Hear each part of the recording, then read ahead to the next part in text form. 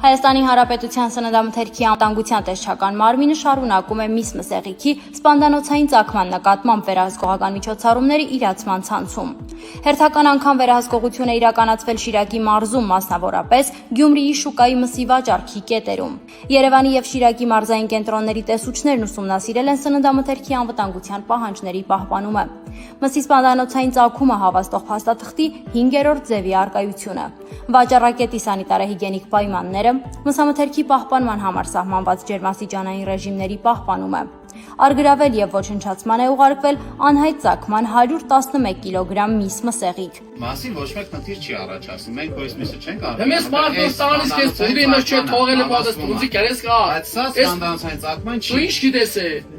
Ուրա ապա։ Չի պեչադոս են նոր տարվա սեղանի վրա։ Նոր տարվա սեղան պեչադը դերն է անպայման։ Վաճառքի ժամանակ։ Այ քեզ ունենալ, խնդրում եմ ձայնը չբարձրացնեք, ես հանգիստ։ Զարմանամ ես։ Տեսչական մարմինը շարունակելու է հետևողական վերահսկողությունը, ապահովելու համար օրենսդրությամբ սահմանված պահանջների կատարումը եւ պաշտպանելու սպառողի առողջությունը։ Իրացման ցանցում վաճառվող միսը կարող է լինել միայն սպանդանոցային ծագման